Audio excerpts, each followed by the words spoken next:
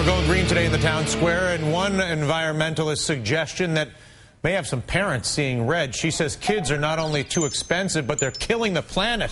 Joining us now, the woman behind those statements, Lisa Hymas, senior editor with Grist.com. Lisa, what do you base your commentary on? Well, I want to question the notion that parenthood is the default, that everyone should become a parent. If you have kids, if you want to have kids, that's great. But a lot of people are ambivalent or undecided or just not cut out for parenthood. And we shouldn't be putting pressure on those people to have kids. I want it to be okay to be child-free. And then, so you just use the environmental aspect as a way to draw attention to the bigger conversation. Is that fair? Well, there are serious environmental consequences. You know, this week is a good week to talk about it. Thursday is the 40th anniversary of Earth Day. We're going to have 3 billion more people soon than we did 40 years ago. We're coming up on 7 billion.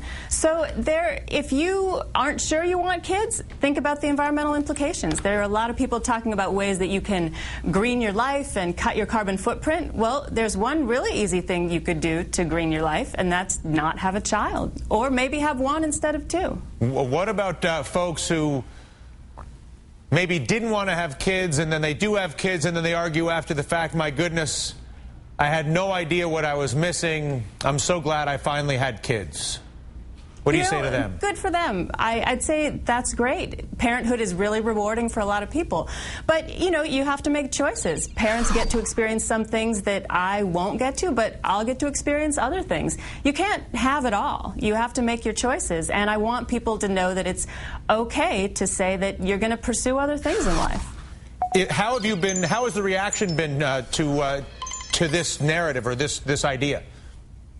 You know, I've heard from a lot of people who don't have kids who are saying, my God, thank you, somebody is finally saying this out loud. They just feel like their position isn't really represented in society, or that people just don't want to talk about the option of not having children.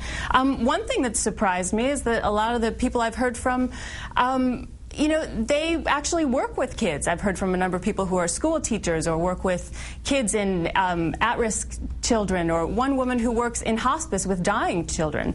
So it's not that people don't like kids or even that they don't want to be involved. They're just finding other ways to interact with them and other ways to help, you know, the next generation grow up to be a good one.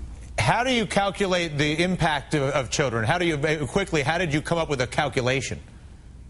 Well, you know, I didn't do the numbers myself, but I found an interesting study that came out last year from some scientists at Oregon State University, and they determined that if you have a child, it will increase your lifetime greenhouse gas emissions by 570%.